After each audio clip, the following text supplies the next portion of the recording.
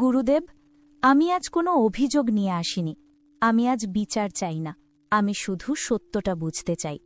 আমি বিয়ের পর আমার বাড়ি ছেড়েছি, যে বাড়িতে আমার প্রথম হাঁটা, প্রথম কথা বলা, প্রথম কান্না সবকিছু জড়িয়েছিল। আমি ছেড়ে এসেছি, কিন্তু আমার স্বামী, সে কিছুই ছাড়েনি। এই নিয়মটা কি ঈশ্বরের, নাকি এটা মানুষের বানানো? মা, তোমার প্রশ্ন খুব পরিষ্কার, আর তার উত্তরও পরিষ্কার হওয়া দরকার। শ্রীকৃষ্ণ গীতায় প্রথমেই মানুষের সবচেয়ে বড় ভুলটা ভেঙে দেন। তিনি বলেন, না জায়াতে ম্রিয়তে বা কদাচিৎ, আত্মা কখনো জন্মায় না, মরে না। এর মানে ঈশ্বরের চোখে তুমি মেয়ে নও, তোমার স্বামী ছেলে নয়, তোমরা দুজনেই আত্মা। তাই কে শ্বশুরবাড়ি যাবে, কে যাবে না, এই নিয়ম ঈশ্বর বানাননি। তাহলে গুরুদেব, যদি ঈশ্বর না বানান, তবে এই নিয়ম এলো কোথা থেকে? সব ত্যাগ গেল মেয়েদের। এই নিয়ম এসেছে সমাজ থেকে, মা। আর সমাজ সবসময় ন্যায় দিয়ে নিয়ম বানায় না, অনেক সময় সুবিধে দিয়ে বানায়। গীতা বলে, প্রকৃতে হে ক্রিয়ামাণানি গুণেইহি কর্মাণি সর্বশঃ, অর্থাৎ সময়, পরিস্থিতি আর প্রয়োজন মানুষকে দিয়ে নিয়ম বানায়। এক সময় সমাজ ভেবেছিল পুরুষ বাইরে কাজ করবে, নারী ঘর সামলাবে। এই সুবিধের জন্যই বলা হলো মেয়ে যাবে। কিন্তু শোনো মা, সুবিধে মানেই ধর্ম নয়। তাহলে আমি যা করেছি সব ছেড়ে নতুন সংসারে আসা, এটার মানে কি? এটা কি শুধু বোঝা বহন? না মা, এখানেই মানুষ গীতাকে ভুল বোঝে। গীতা ত্যাগকে অপমান করে না, গীতা ত্যাগকে পবিত্র বলে। শ্রীকৃষ্ণ বলেন, ত্যাগে নেই কেই অমৃতত্ব মানসু। ত্যাগ মানুষকে বড় করে। কিন্তু খুব গুরুত্বপূর্ণ কথা মনে রেখো, ত্যাগ তখনই ধর্ম যখন তার সাথে সম্মান থাকে। যদি ত্যাগের বদলে অপমান আসে, অবহেলা আসে, নীরব কান্না আসে, তাহলে সেটা ত্যাগ নয়, ওটা অধর্ম। তাহলে গুরুদেব, আমার সুখের জায়গা কোথায়? আমি কি সারা জীবন মানিয়ে নেব? গীতা স্পষ্ট ভাষায় বলে, সুখাম আত্যন্তিকাম ইয়াত। সত্য সুখ বাড়ির ঠিকানায় থাকে না। বাবার বাড়ি সুখের গ্যারান্টি নয়, শ্বশুর বাড়িও নয়। সুখ আসে যখন তোমার কথা শোনা হয়, তোমার মতের মূল্য থাকে, তুমি ভয় ছাড়া বাঁচতে পারো। এই তিনটে থাকলে শ্বশুর বাড়িও নিজের ঘর, না থাকলে নিজের বাড়িতেও শান্তি নেই। তাহলে ছেলেরা কেন যায় না গুরুদেব? গীতা কি তাদের কিছু বলে না? গীতা বলে, মা, শ্রীকৃষ্ণ বলেছেন, অহংকার বিমূঢ় হাত্মা কর্তা হামিতি মান্যতে। সমাজ ছেলেকে শিখিয়েছে তুমি কেন্দ্র। এই শেখানোটা অহংকার তৈরি করে। গীতা কোথাও বলেনি ছেলে যাবে না। গীতা শুধু বলেছে, যেখানে ন্যায়, প্রেম আর সম্মান আছে, সেখানেই সংসার হওয়া উচিত। শেষ কথা বলুন গুরুদেব, আমি কি মনে রাখব?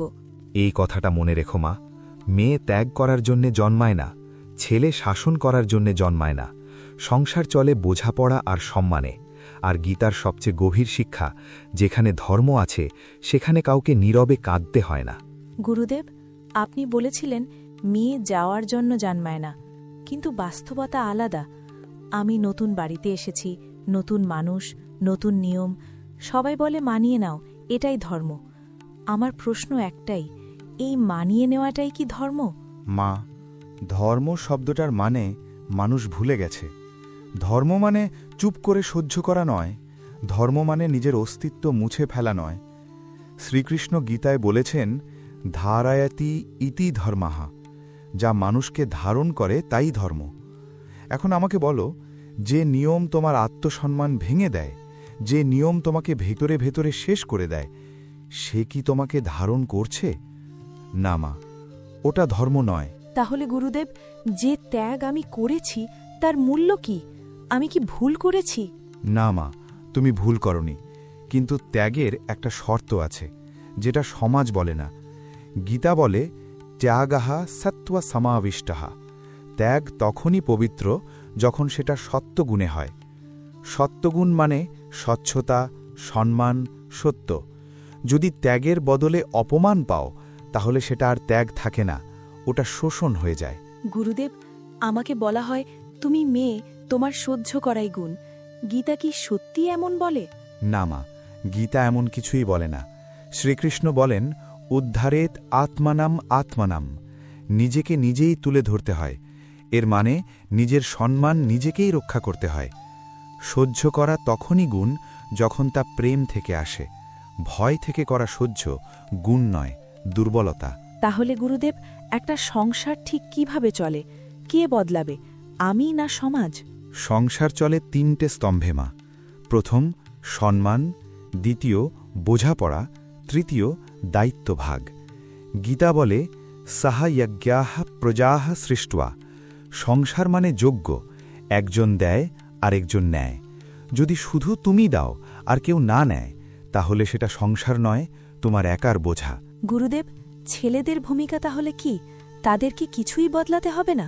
ছেলেদের সবচেয়ে বেশি বদলাতে হবে মা। গীতা বলে না কর্মণামনারম্ভান নৈষ্কর্ম্যম পুরুষাশ্নুতে। দায়িত্ব না নিলে মুক্তি আসে না। স্বামী মানে শুধু উপার্জনকারী নয়, শুধু সিদ্ধান্তকারী নয়। স্বামী মানে সঙ্গী, রক্ষক, শ্রদ্ধাশীল বন্ধু। যে পুরুষ স্ত্রীর ত্যাগ বোঝে না, সে গীতার ছাত্র নয়। গুরুদেব, শেষ প্রশ্ন, আমি কি নিয়ে এগোবো জীবনে?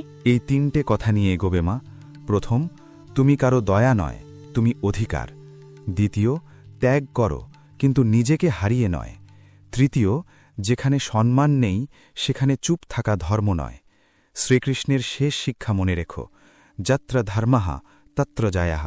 যেখানে ধর্ম সেখানেই জয়।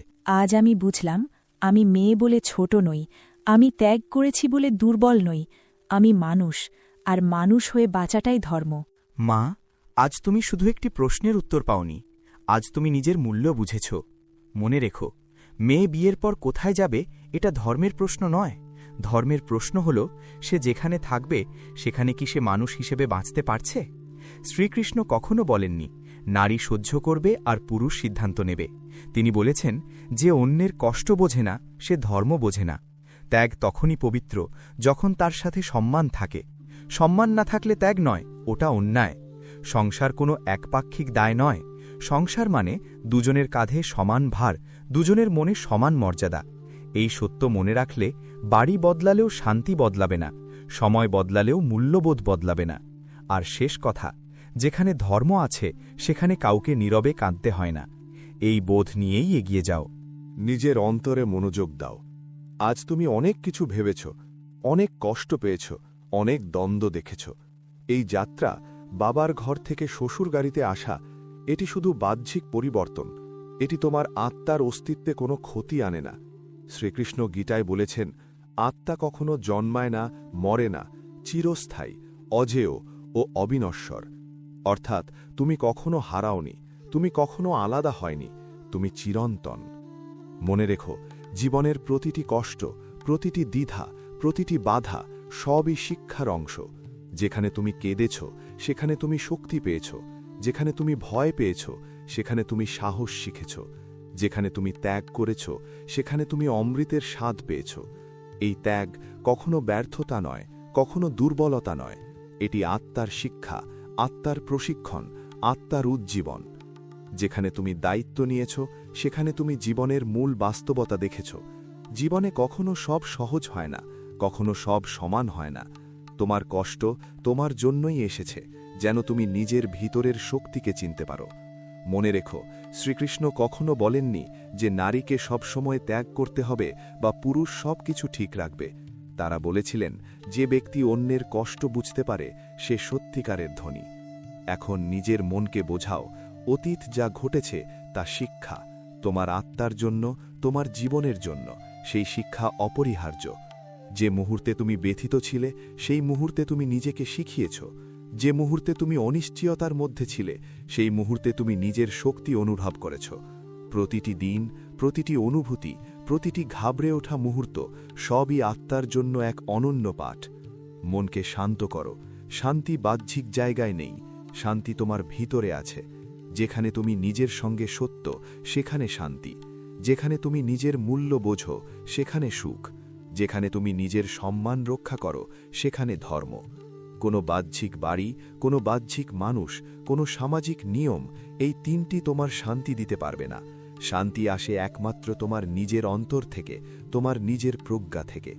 যেখানে তুমি দুঃখ পেয়েছ সেখানে ধৈর্য শেখো, যেখানে তুমি মানিয়ে নিতে চেয়েছ সেখানে সহানুভূতি শেখো, যেখানে তুমি ত্যাগ করেছ সেখানে অমৃতের স্বাদ পেয়েছ।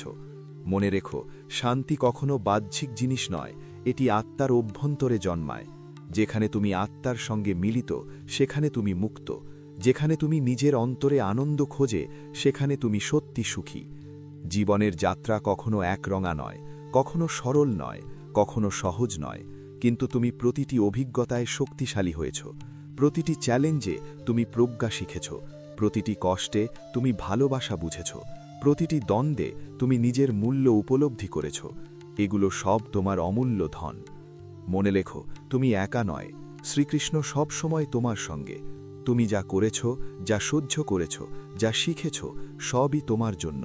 অতীতকে ভুলে যেও না, ভবিষ্যতের ভয় তোমার মনে দমন করুক না। প্রতিটি মুহূর্তকে বোঝো, প্রতিটি শ্বাসকে অনুভব করো। যেখানে তুমি সত্যি উপস্থিত সেখানে শান্তি জন্মায়, যেখানে তুমি নিজের সঙ্গে সত্য সেখানে মুক্তি আসে। এই শিক্ষা নিয়ে এগো, নিজের অন্তরকে প্রশান্ত করো, নিজের আত্মার সঙ্গে মিলিত হও। যেখানে তুমি শান্ত সেখানে তুমি শক্তিশালী, যেখানে তুমি শক্তিশালী সেখানে তুমি মুক্ত। মনে রেখো, এটি চিরন্তন সত্য, এটিই শ্রীকৃষ্ণের শিক্ষা, এটিই পরম শান্তি, এটিই তোমার যাত্রার মূল লক্ষ্য।